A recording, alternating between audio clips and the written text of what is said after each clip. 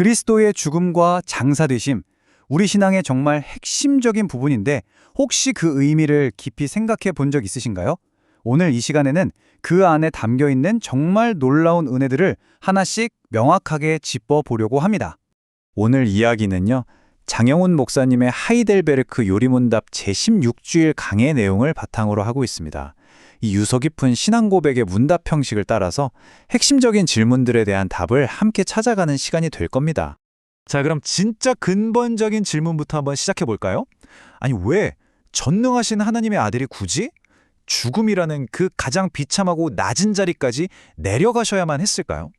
이 질문에 대한 답을 찾는 여정이 바로 오늘 이야기의 핵심입니다. 그 해답의 첫 번째 열쇠가 바로 여기 있습니다. 바로 하나님의 본성, 그분의 공의를 이해하는 데서 시작해야 합니다. 하이델베르크 요리문답 40문이 바로 이 지점을 정말 날카롭게 파고드는데요. 왜 그리스도는 그냥 고난받는 정도가 아니라 죽으시기까지 해야만 했냐는 거죠.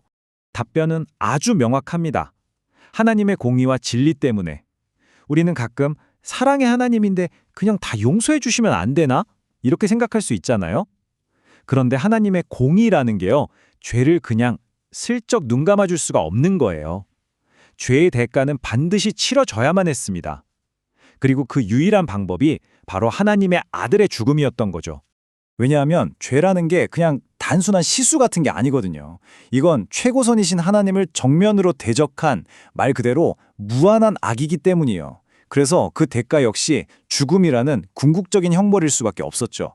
우리 중 그 누구도 이 무한한 죄의 빚을 갚을 수가 없었기 때문에 완전하신 하나님의 아들이 직접 오셔서 그 죽음으로 완벽한 대가를 치르신 겁니다. 자, 죽음 다음 단계죠. 바로 장사되심인데요.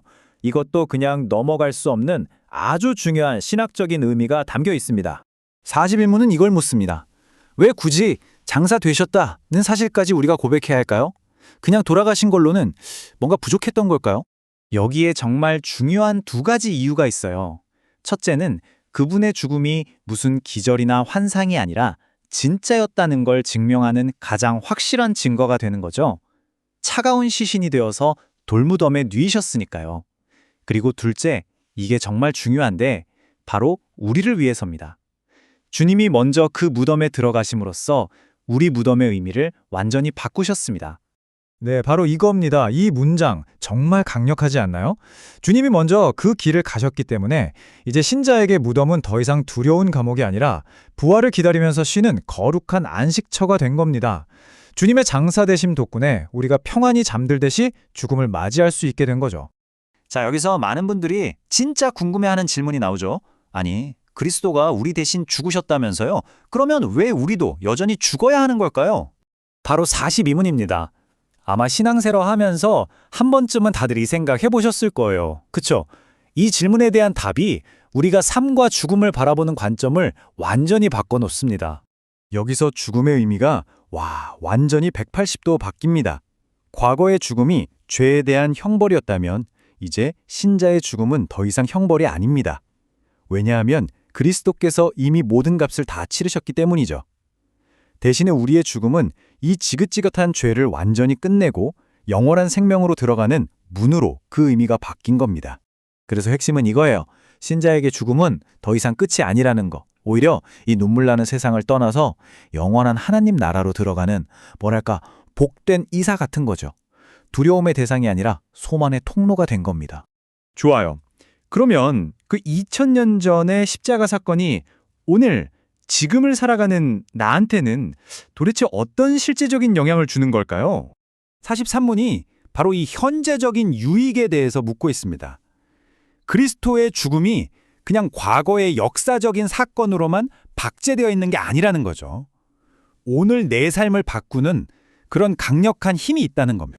그 힘이 크게 세 단계로 나타나는데요. 첫째, 주님이 십자가에 못 박히실 때 죄로 물든 나의 옛사람도 함께 못 박혔다는 거예요.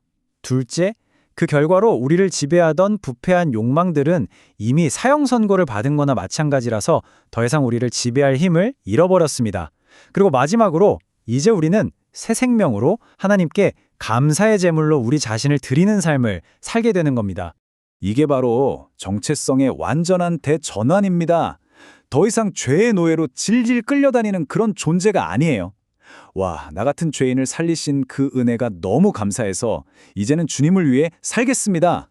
바로 이 감격이 우리 삶의 새로운 엔진이 되는 거죠. 자, 이제 마지막으로 어떻게 보면 가장 이해하기 어렵지만 동시에 우리에게 가장 큰 위로를 주는 주제로 넘어가 보겠습니다. 바로 그리스도께서 겪으신 지옥의 고통에 대한 이야기입니다. 사도신경에 나오는 지옥에 내려가셨다는 이 고백. 사실 좀 오해를 많이 낳기도 하잖아요. 43호는 이 고백의 진짜 의미가 도대체 뭐냐? 이걸 묻고 있는 겁니다. 이 고백의 핵심은요, 예수님이 돌아가신 후에 물리적인 장소로서의 지옥에 투어를 다녀오셨다, 이런 뜻이 절대 아닙니다. 그게 아니고요, 십자가 위에서 하나님 아버지로부터 완전히 버림받는 그 처절한 고통 있잖아요. 바로 우리가 영원히 겪어야 했을 그 지옥의 고뇌와 공포를 예수님이 자기 영혼으로 직접 다 받아내셨다는 의미입니다. 아니 근데 이게 왜 우리한테 궁극적인 위로가 될까요? 생각해 보세요. 내가 인생에서 정말 깊은 절망에 빠져서 하나님마저 나를 버리셨나 보다 라고 느낄 때조차도 나의 주님께서 이미 그 지옥 같은 고통을 나 대신 다 겪으셨다는 그 사실이 우리를 딱 붙들어주는 거예요. 주님이 그 지옥을 통과하셨기 때문에 우리는 그 어떤 시련 속에서도 절대로 버려지지 않을 거라는 가장 확실한 보증수표가 되는 거죠. 오늘 내용을 마무리하면서 이 질문을 우리 스스로에게 한번 던져보면 좋겠습니다. 그리스도가 나를 대신해서 죽으시고 장사되시고 심지어 지옥의 고통까지 통과하셨다는 이 엄청난 진리가 바로 오늘 지금 당신이 마주하고 있는 가장 큰 두려움에 어떤 진짜 위로를 주고 있나요?